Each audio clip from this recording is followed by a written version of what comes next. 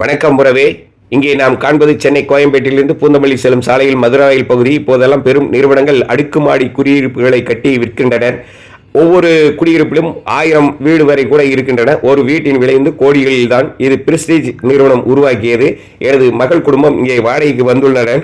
நான் இங்கே இன்று வந்தேன். வாருங்கள், உள்ளே செல்லலாம். குடியிருப்பின் நுழைவாயில் இது. பார்க்கவே அழகாக உள்ளது. இருபுறமும் அடுக்குமாடி வீடுகள், அகலமான சாலைகள். உள்ளே வரும் வெளியால் வாகனங்களை விவரங்களை கேட்டு அனுமதி அளிக்கும் கண்காணிப்பாளர்.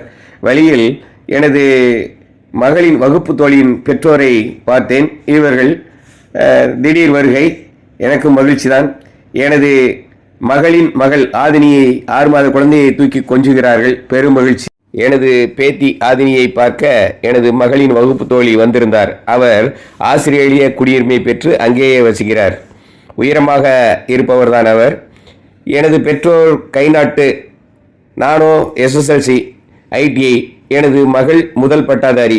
அதே போலத்தான் அவருடைய தாத்தா படிக்காதவர், கட்டிட வேலை செய்யாறில் செய்தவர்.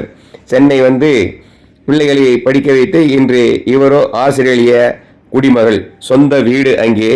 அறிவியல் மனப்பான்மையை வளர்க்கும் கல்விதான் அங்கே. சாதி மத வேறுபாடு இல்லை என்றார் உறவே. கேட்கவே மகிழ்ச்சியாக இருந்தது. நம்மூரில் அப்படி இல்லையே.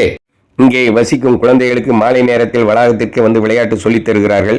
மாலை 5:30 6:30 வரை தினமும் 1 மணி நேரம். விரும்பிய வெவ்வேறு விளையாட்டுகளை தேர்வு செய்யலாம். மாதம் 1000 ரூபாய் கட்டணம். இங்கே வசிப்போர் அரசு பணி, பெரிய நிறுவனங்கள், நிறுவன முதலாளிகள், பெரும் வியாபாரிகள் இங்கே வசிக்கிறார்கள். லட்சங்களில் சம்பாதிப்போரே இங்கே வசிக்க முடியும். புகழ்பெற்ற பள்ளிகளில் குழந்தைகளை சேர்க்கிறார்கள். ஆனால் நமது அரசோ இருக்கிற அரசு பணிகளையும் தனியாருக்கு தாரை வார்க்கிறது. உழைக்கும் உறவுகளே, புரிந்து கொள்ள வேண்டுகிறேன். தலையெழுத்தே என இருக்க வேண்டாம். நம்முடைய கல்வியும் முயற்சியுமே நம்மை உயர்நிலைக்கு கொண்டு செல்லும் என்பதை உறவுகள் புரிந்து கொள்ள வேண்டும் என அன்போடு கேட்டுக்கொள்கிறேன்.